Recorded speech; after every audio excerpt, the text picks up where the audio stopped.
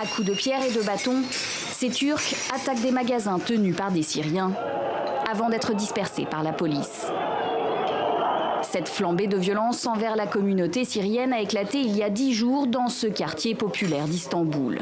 Sivim Alukiza est une dirigeante d'entreprise accomplie et fière de son parcours.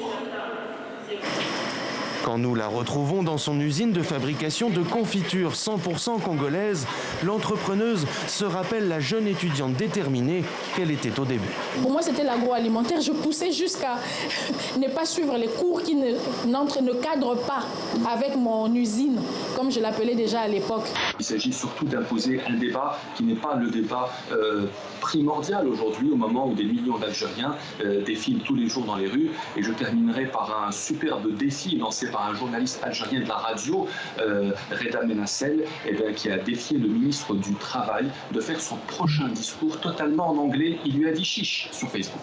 Le français, qu'on s'en lamente ou qu'on s'en félicite, a un enracinement très profond dans le pays, dans l'administration. Il y a beaucoup de lois liberticides, il y a aussi des mentalités et le poids de la religion très lourd qui font qu'aujourd'hui, par exemple, c'est difficile de s'aimer librement, c'est difficile, c'est impossible presque de vivre ensemble. Se tenir la main dans la rue ou s'embrasser est également très compliqué. Donc aujourd'hui, la révolution sexuelle n'a pas eu lieu, en tout cas dans ces 3 pays-là.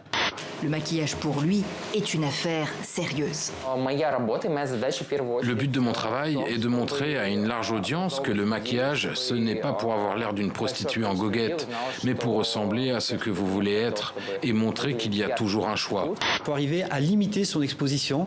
Il faut arriver à ne pas diffuser quand on vous demande des CV en ligne, à des personnes sur lesquelles vous n'avez pas confiance. Quand vous demande vos passeports, etc., il faut les biffer. Les chansons, moi, je le dis volontiers, c'est le meilleur des médicaments. Enfin, pour moi, en tout cas, ça a été la meilleure des thérapies. Je pense qu'il y a des chansons qui vous aident à vivre.